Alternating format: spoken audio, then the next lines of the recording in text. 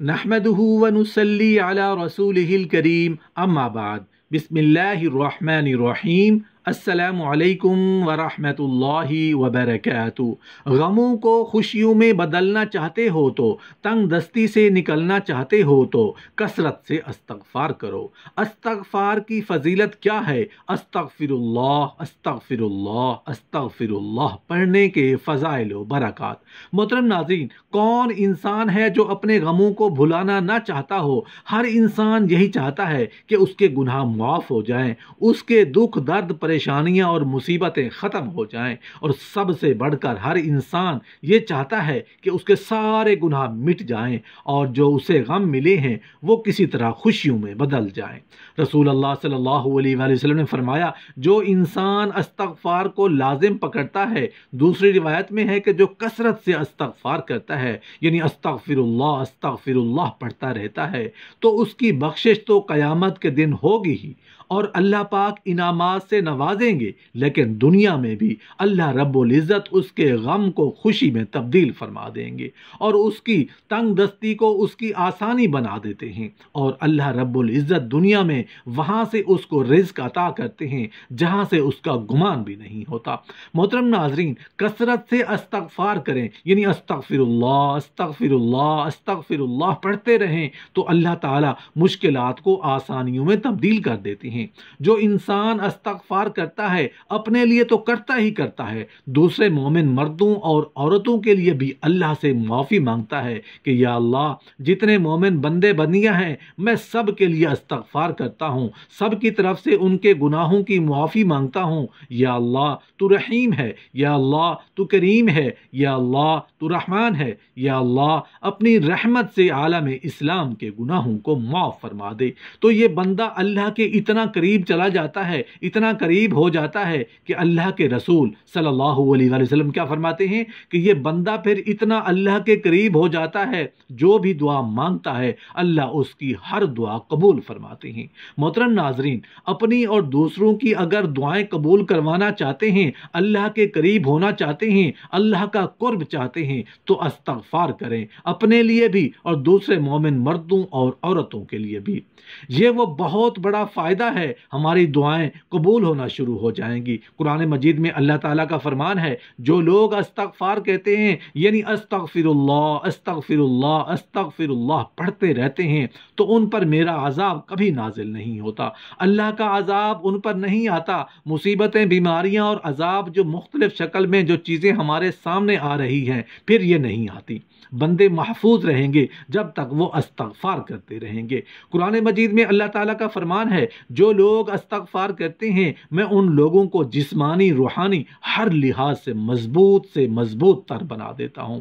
ان کے جسم بھی مضبوط، روحانیت بھی مضبوط، ایمانی طور پر بھی مضبوط ہو جاتے ہیں۔ اگر جسمانی قوت چاہتے ہیں، طاقت چاہتے ہیں، روحانی قوت چاہتے ہیں تو کثرت سے استغفار کریں، یعنی استغفر اللہ استغفر اللہ استغفر اللہ پڑھیں۔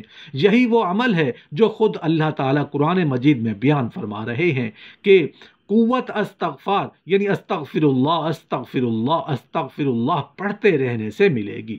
محترم ناظرین، روایت ہے وہیب بن الورد رحمۃ اللہ علیہ سے کہ فرمایا، اللہ تعالیٰ نے کہا، جب کسی بندہ پر میں رحم کرنا چاہتا ہوں تو اس نے جس قدر گناہ کیے ہوتے ہیں ان کے بدلے میں اس کو بیمار کرتا ہوں، اور اس کے گھر پر مصیبت نازل کرتا ہوں، اس کی روزی تنگ کرتا ہوں تاکہ اس کے گناہ کا کفارہ ہو جائے۔ پھر اگر کچھ گناہ باقی رہ گئے تو موت کے وقت اس پر سختی کرتا ہوں، یہاں تک کہ جب وہ میرے پاس آتا ہے تو گناہوں سے ایسا پاک اور صاف ہو کر آتا ہے کہ گویا اسی دن ماں کے پیٹ سے پیدا ہوا ہے۔ اور جب کسی بندہ کو میں عذاب کرنا چاہتا ہوں تو اس نے جس قدر نیکی کی ہے سب کے بدلے اس کو تندرست کرتا ہوں، اس کی روزی زیادہ کرتا ہوں اور اس کے گھر میں امن قائم کرتا ہوں۔ پھر اگر کچھ نیکی باقی رہ گئی ہے تو موت کو اس پر آسان کرتا ہوں، یہاں تک کہ جب وہ میرے پاس آتا ہے تو اس کے پاس کوئی نیکی نہیں رہتی جس سے وہ دوزخ سے اپنے آپ کو بچا سکے۔ حضرت حسن بصری رحمت اللہ علیہ کا قول ہے کہ اپنے گھروں میں دسترخوان پر، راستوں میں، بازاروں میں اور اپنے مجلسوں میں کثرت سے استغفار یعنی استغفر اللہ استغفر اللہ استغفر اللہ کیا کرو، کیونکہ تم نہیں جانتے کہ کب معافی ملتی ہے۔ حضرت قتادہ رحمت اللہ علیہ نے فرمایا، یہ قرآن تمہیں بیماری اور اس کے علاج سے آگاہ کرتا ہے۔ تمہاری بیماری تو گناہ ہے اور ان کا علاج استغفار یعنی استغفر اللہ استغفر اللہ استغفر اللہ ہے۔ گندے بدن والے اور گناہوں میں لت پت جب علماء کے پاس آ کر کہتے ہیں کہ کوئی تسبیح بتائیے، کوئی وظیفہ بتائیے، ان کو بتایا جاتا ہے، جانتے ہو گناہ گار لوگوں کو گناہوں سے پاک اور صاف ہونے کے لیے کیا بتایا جاتا ہے؟ گناہوں سے آلودہ جسموں کو نیٹ اینڈ کلین کرنے کے لیے علماء کیا تجویز کرتے ہیں؟ وہ کہتے ہیں کہ سبحان اللہ، الحمدللہ، اللہ اکبر اور استغفر اللہ پڑھا کرو۔ یہ تسبیحات گناہوں سے لتھڑے ہوئے جسم کو گناہوں سے پاک صاف کر دیتی ہیں۔ اللہ رب العزت قرآن مجید میں فرماتے ہیں، نوح علیہ السلام کی حکایت کرتے ہیں کہ تم استغفار کر لو، اللہ رب العزت تمہارے گناہوں کو معاف فرما دے گا۔ یہ پانی انسانی زندگی کا راز ہے۔ اللہ جل شانہ تم پر موسلادھار بارشیں برسائیں گے۔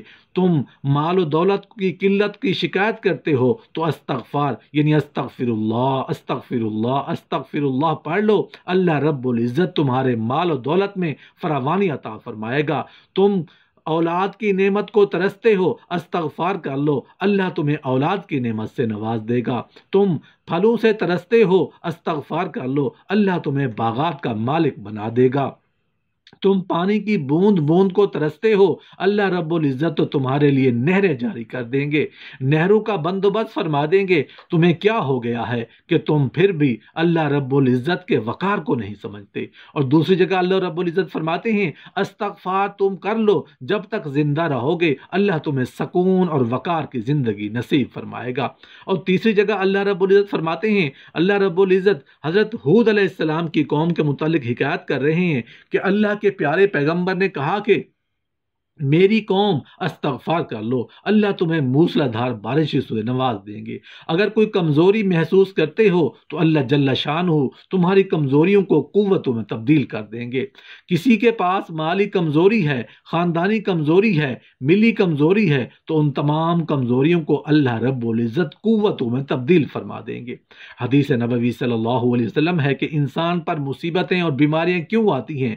حضرت سیدنا ابو سعید خدری رضی اللہ عنہ بیان کرتے ہیں کہ رسول اللہ صلی اللہ علیہ وسلم نے ارشاد فرمایا، حضرت موسیٰ علیہ السلام نے کہا، اے میرے رب، تو اپنے مومن بندے کو دنیا میں غربت زدہ اور تنگ حال بنا دیتا ہے۔ اتنے میں حضرت موسیٰ علیہ السلام کے لیے جنت کا دروازہ کھول دیا گیا اور وہ اس کی طرف دیکھنے لگے۔ پھر اللہ تعالیٰ نے کہا، اے موسیٰ، یہ جنت میں نے اسی مومن کے لیے تیار کی ہے۔ پھر حضرت موسیٰ علیہ السلام نے کہا، اے میرے رب، تیری عزت کی قسم، تیرے جلال کی قسم، اگر اس مومن کے دونوں ہاتھ اور پاؤں کٹے ہوئے ہیں اور پھر اس کو اس کے یوم ولادت سے روز قیامت تک چہرے کے بل گھسیٹتے جاتا رہے اور لیکن اس کا انجام جنت ہو، تو وہ یوں سمجھے گا کہ اس نے کبھی کوئی تنگی نہیں دیکھی۔